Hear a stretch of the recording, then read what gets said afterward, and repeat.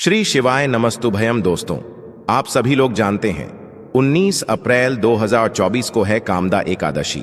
दोस्तों, चैत्र नवरात्रि के बाद पढ़ने वाली कामदा एकादशी का महत्व भी बहुत ही बड़ा होता है और यह कामदा एकादशी का महत्व भी बहुत ही बड़ा होता है। जो भी व्यक्ति नवरात्रि के दिन भगवान शिव जी को प्रसन्न न कर पाया हो, नवरात्रि के बाद पढ़ने वाले जो कामदा एकादशी होता है, उस दिन एक ऐसा विशेष उपाय करके जो है अपनी मनोकामना को पूर्ण कर सकते हैं। तो कामदा एकादशी के दिन आप लोगों को एक पीले फूल और 2 लोट जल वाला उपाय जरूर करना है। तो आपको करना क्या है, जो हम आपको आज इस वीडियो में उपाय बताने वाले हैं, वो एक पीले फूल और 2 लोट जल वाला उपाय देखो। सबसे पहली चीज हम ये समझते हैं कि ये एक पीले फूल और 2 लोट जल वाला उपाय आखिर करना किसको है। तो देखिए, यहाँ पर हम आपको बता दें कि घर की जो बड़ी माताएं बहनें होती हैं, उन माताओं बहनों में से कोई भी एक माता बहन इस एक पीले फूल और 2 लोट जल वाला उपाय को कर सकती है। देखिए, ये कामदा एकादशी बार बार तो आता नहीं है।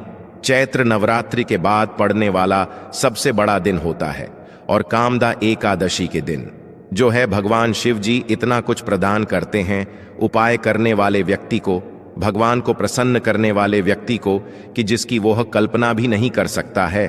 अब हम समझते हैं कि इस एक पीले फूल और 2 लोट जल वाला उपाय को आपको करना कैसे है। तो देखिए, ये बात तो आप समझ गए हो कि इस एक पीले फूल और 2 लोट जल वाला उपाय को आप लोगों को किसको करना है। घर की जो बड़ी माताएं बहन होंगी, उनमें से कोई भी एक माता बहन को इस वाले उपाय को करना है। हाँ, अगर किसी कारणवश घर में कोई भी माता बहन उपस्थित नहीं है या किसी कारणवश वो ये उपाय नहीं कर पा रही हैं, तो फिर घर का कोई बड़ा व्यक्ति भी इस वाले उपाय को कर सकता है। पहले उपाय को अच्छे से सुन लेना, उसके बाद ही करना। तो इस उपाय में आपको करना ये है कि जो एक पीले कलर का फूल होता है, पीले कलर का कौन सा फूल होता है, कनेर का फूल होता है। तो आपको करना क्या है कि एक कनेर का पुष्प लाना है। कनेर का पुष्प ऐसा नहीं है कि भी बहुत मुश्किल से मिलता है या आपको ढूंढना पड़ेगा या आपको आसानी से किसी भी स्थान पर मिल जाएगा। तो पीले कलर का ये फूल होता है, लंबा लंबा सा होता है। तो आपको एक कनेर का पुष्प लाना है, अपने साथ में रख लेना है। और कामदा एकादशी के दिन क्या करना है कि अपने साथ में एक पीला फूल रखना है, साथ ही में 2 लोटा चलना है। कैसे रखोगे? एक पत्र में आपने जल भर लिया, उसके ऊपर एक और पत्र रख लो। दोनों हाथों में घर से रखकर नहीं चलना है। एक पत्र में आपने जल रख लिया, फिर दूसरे उसके पत्र के ऊपर ही आप लोग जो है जल रख लो। रखना के बाद क्या करना है, फिर आपको अपने घर से निकालना है, अपने पीले फूल के साथ में भगवान शिव जी के मंदिर पहुंचाना है। और भगवान शिव के मंदिर पहुंचने के बाद आपको क्या करना है कि जैसे ही आप भगवान शिव जी की चौखट पर पहुंच जाओ, तो आपको क्या करना है कि आपने जो एक के ऊपर एक पत्र रखे हुए हैं, दोनों उसे ऊपर वाले पत्रों को अपने उल्टे हाथ में पकड़ लेना है। दोनों हाथों में आपके पत्र होना चाहिए। जब आप भगवान शिव जी की चौखट तक पहुंच जाएं, फिर अंदर प्रवेश कीजिए। भगवान शिव जी की शिवलिंग के पास में पहुंच जाएं, तो शिवलिंग के ऊपर दोनों पत्रों को एक दूसरे के आमने सामने रखिए और एक धारा से धीरे धीरे करके एक साथ भगवान शिव जी पर वह जल धीरे धीरे करके समर्पित करिए। जैसे ही आपका वह जल समर्पित हो जाए, धीरे धीरे करके एक धारा से भगवान शिव जी की शिवलिंग के ऊपर, तो आपको क्या करना है कि वह जो आप अपने साथ एक कनेर का पुष्प लेकर आए हैं, वह भगवान शिव जी पर आपको समर्पित कर देना है। समर्पित जब आप करें, तो भगवान शिव जी से आप चाहे तो अपने मां की कामना बोल सकते हैं, अन्यथा यह बोल सकते हैं कि भगवान शिव जी, आप हमारे घर परिवार और हमेशा अपनी जो कृपा दृष्टि है वो हमेशा बनाए रखिएगा। यह उपाय आपके घर में सुख शांति लेगा, आपके घर में जो है भगवान शिव जी की कृपा को दिलाएगा। तो यह तो एक उपाय हो गया। उसके बाद समय इसी से जुड़ा हुआ है। दोस्तों, यहाँ पर पंडित जी ने अपने अभी की कथाओं में यहाँ पर जो कपस्या महापुराण चल रही है, इसमें एक बहुत ही अच्छी बात बताई है कि आप अगर मतलब दूर दूर तक अवर लेकर नहीं जा सकते, अपने हाथ में 2 मतलब वो टांग कर जो है एक लकड़ी पर टैंकर जो है कावड़ लेकर नहीं जा सकते, तो भी आप अपने घर से कर लेकर भगवान शिव जी तक के मंदिर तक जा सकता है और भगवान शिव जी को प्रश्न कर सकते हैं। तो कावड़ कैसे लेकर जाना है, किस चीज के लिए कैसे लेकर जाना है, वो भी आप लोग सुनिए। देखिए आप अपने घर से 2 लोटा जल ही लेकर निकलेंगे, आप वो एक के ऊपर एक रख कर ही निकलेंगे। पर अगर आप अपनी किसी मनोकामना के लिए भगवान शिव जी का आशीर्वाद प्राप्त करने के लिए यह कावड़ का जो लेकर जा रहे हैं, तो उसे स्थान पर आपको क्या करना है कि अपने घर के मुख्य द्वारा के दोनों साइड बनाना है। कितने स्वास्तिक बनाना है? 2 सस्ती बनाना है। अब ये स्वास्तिक किस बनाऊं? ये आप स्वास्तिक चंदन से बना सकते हो, तो अपने घर के मुख्य द्वारा की दीवार पर आपको ये स्वास्तिक बनाने पड़ेंगे। आपको ये ना कहे कि भाई दीवार खराब हो जाएगी, भगवान शिव जी का आशीर्वाद प्राप्त करना है तो ये करना पड़ेगा। तो अपने घर के मुख्य द्वारा के दोनों साइड आपको एक एक स्वास्तिक बना देना है। मतलब 2 स्वास्तिक बनाने के बाद फिर आपको अपने घर से वह 2 लोटा जल लेकर निकालना है, कावड़ के बाहर से लेकर निकालना है। भगवान शिव जी की आप मंदिर पहुंच चुके हैं, तो शिव जी की चौखट पर पहुंचने से ही आपके दोनों हाथ में एक एक पत्र हो जाए। उसके बाद मंदिर के अंदर प्रवेश करके इस पत्र को आपको भगवान शिव जी पर चढ़ा देना है। चढ़ते समय इस बात का इस मिनट रखना है कि यह जो जल आप चढ़ा रहे हैं, इसमें से आखिरी में थोड़ा सा जल आपको बचाना है।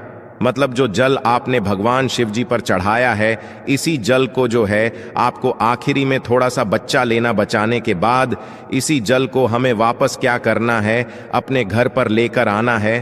तो आपने दोनों बाथरूम थोड़ा थोड़ा जल बच्चा लिया। अब इन दोनों पत्रों के थोड़े थोड़े जल को लाकर अपने घर पर लाकर इसी जो आपने स्वास्तिक बनाया है, इन्हीं दोनों स्वास्थ्य के ऊपर जो है इस जल को समर्पित कर दो। और फिर भगवान से वहीं पर खड़े होकर प्रार्थना कर लो कि आपके का जो आशीर्वाद है वो हमें हमारे घर परिवार पर हमेशा बना रहे। अगर कोई इस उपाय को मतलब संतान प्रताप के लिए कोई माताएं बहाने करना चाहती हैं, तो अपने घर से कर या 5 चावल के दाने लेकर निकले हैं ना। और अगर कोई मतलब भगवान शरीर की कृपा अपने के लिए करना चाहता है कंवर के भाव से, तो भाई वो दूसरों से बनाकर भी इस उपाय को कर सकता है। चलिए बात करते हैं उपाय की, और में जो कि आपको इस बैसाख मास के कामदा एकादशी के दिन करना है। तो ये जो दूसरा उपाय है ये गमले वाला उपाय है, और यह उपाय कोई भी कर सकता है। इस उपाय को करने से भी भगवान शिव की कृपा आशीर्वाद आपको प्राप्त होगा। इस उपाय में करना क्या होता है कि आपकी घर में जो भी गमला हो, उसे गमले में जो भी पौधा लगा हुआ हो, तुलसी जी के पौधे को छोड़कर, तो आपको क्या करना है, आपके घर में जो भी पौधा हो, जो भी गमला हो या करना है, उससे पौधे के नीचे गमले के अंदर ही एक छोटा सा पार्थिव शिवलिंग का निर्माण कर देना है। मिट्टी को भी नहीं उठाना है, वहीं के वहीं मिट्टी को थोड़ा सा ऊपर करके जो है शिवलिंग का निर्माण कर देना। जब आप यह निर्माण करो तो आपको जो है शुद्ध रहना है, शुद्ध वस्त्र पहनना, स्नान वगैरह बात करने के बाद ही प्रातः सुबह सुबह कामदा एकादशी के दिन करना इस उपाय को। तो आपने एक शिवलिंग का रूप दे दिया वहां पर। उसके बाद में आपको करना क्या है कि शिवलिंग की आपको पूजन आराधना करनी है, शिवलिंग का अभिषेक करना है, चंदन बेलपत्र फूल वगैरह। जो आप जैसे अब भगवान शिव जी की पूजन रात करते हैं, वैसे ही आपको शिवलिंग की पूजन ए जाता है करना है। पूजन आराधना करने के बाद आपको क्या करना है कि यह जो शिवलिंग का आपने पूछा ना, आपने किया है, इसका दर्शन करके आप लोगों को जो है 20 मिनट तक इसे ऐसे ही छोड़ देना है। 20 मिनट के बाद आपको थोड़ा सा और अलग से जालना है और इस शिवलिंग का वहीं की वहीं विसर्जन कर देना है। विसर्जन करने के लिए आपको थोड़ा सा जल चीड़ देना है या अलग से थोड़ा सा जल डाल देना है।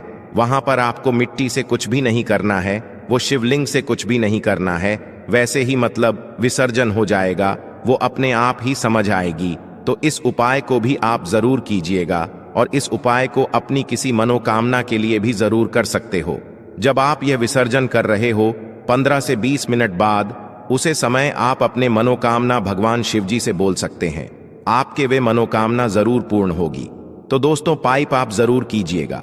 उसके बाद में दोस्तों बात करते हैं अगले उपाय के बड़े में। दोस्तों बैसाख मास का कामदा एकादशी है, कोई छोटा कामदा एकादशी नहीं है, और बैसाख मास जान में अब समय भी नहीं बचा हुआ है। तो 108 सामग्री वाला आप यह वाला विश्व छुपी भी जरूर करके देखिएगा। इस उपाय में आपको करना क्या होता है कि 108 कोई भी ऐसी सामग्री लेनी होती है जो भगवान शिवाजी पर समर्पित होती हो। सबसे जो आसानी से मिलने वाली जो 108 सामग्री है वो है दोस्तों चावल का दाना। आपके घर में, आपकी रसोई घर में आपको चावल के दाना आसानी से मिल जाएगा। तो आप क्या करें कि प्रातः कल सुबह सुबह 108 चावल अपने घर से गिनकर लेकर निकले और भगवान शिव जी के मंदिर पहुंचे। अब बहुत सारे लोगों के मन में यह प्रश्न आता है सफाई करते समय कि 108 शब्द ने एक साथ छोड़ना है या एक एक करके चढ़ाई। देखो, दोनों तरीके से आप चढ़ा सकते हो, 108 चावल के दोनों को, या 108 जो भी आप सामग्री लेकर जा रहे हो, बेलपत्र लेकर जा रहे हो, या शिव जी पर चढ़ना वाला सफेद फूल लेकर जा रहे हो, गुलाब का फूल लेकर जा रहे हो, 61 गुलाब की पंखुड़ियां लेकर जा रहे हो, हरी मूंग के दाने लेकर जा रहे हो, कुछ भी लेकर जा सकते हो जो भगवान 108 लेकर जा सकते हो। कि आप 108 सामग्री को एक साथ चढ़ाना जरूरी होता है या एक एक करके चढ़ाना जरूरी होता है? तो देखो, ये आपकी ऊपर है कि अगर आपको ज्यादा कृपा चाहिए, भगवान का आशीर्वाद चाहिए और उसे उपाय को पूर्ण फल चाहिए, तो उस स्थान पर आपको वह जो सामग्री आप लोग लेकर गए हो वो एक एक करके और श्री शिवाय नमस्तुभयम बोलकर भगवान शिव जी पर चढ़ती चाहिए।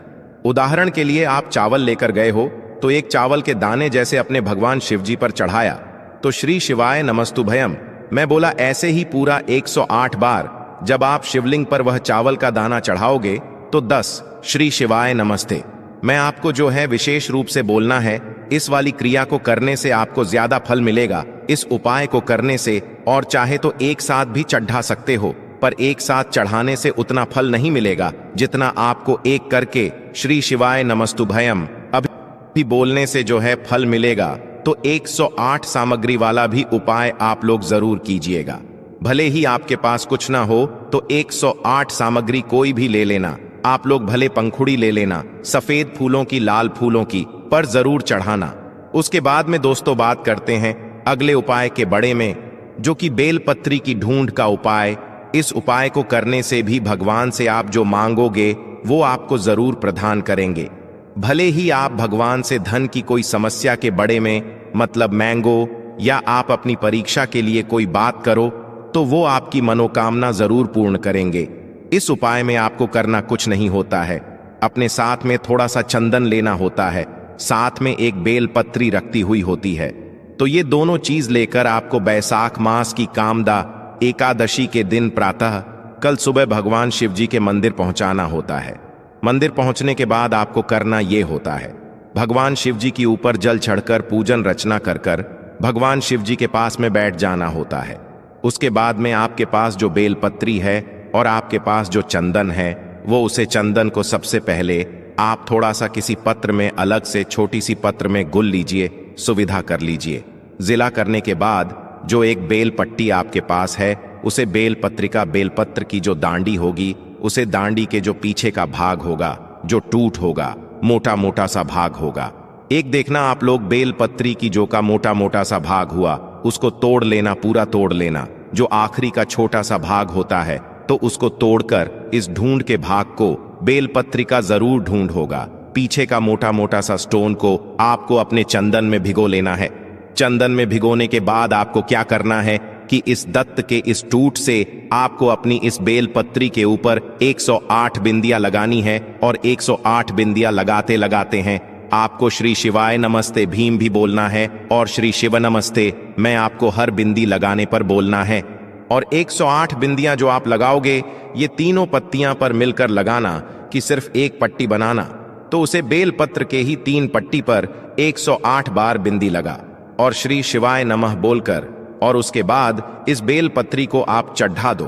भगवान शिव जी की शिवलिंग के ऊपर अपनी किसी भी मनोकामना को बोलती हो, आपकी वे मनोकामना शुरू किया, आप इस बैक कर रहे हो जब भगवान शिव जी का डर सबसे प्रिय महिला, बहुत ही मतलब संजोग का महीना, हरि और हर का जो मिलन चल रहा है, उसे महीने में यहाँ पर सुबह को कर रहे हैं, तो इस भाई को भी जरूर कीजिएगा। उसके बाद में आखिरी जो उपाय है दोस्तों, वो समय रात्रि के समय या शाम के समय करने का। तो दोस्तों, कामदा एकादशी के दिन शाम के समय आपको 3 स्थान पर जरूर दीपक लगाना चाहिए, अपने घर में धन धनी की कमी को दूर करने के लिए और सुख सौभाग्य अपने के लिए।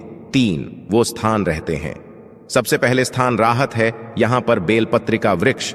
उसके बाद में दूसरा स्थान राहत है भगवान शिव जी का मंदिर। तीसरा स्थान राहत है आपकी घर का जो मुख्य डर होता है वो तेज थानों पर दीपक लगाकर देखो आपके घर में अपने आप ही बरकत आना शुरू हो जाएगी। ओम नमः शिवाय, श्री शिवाय नमः।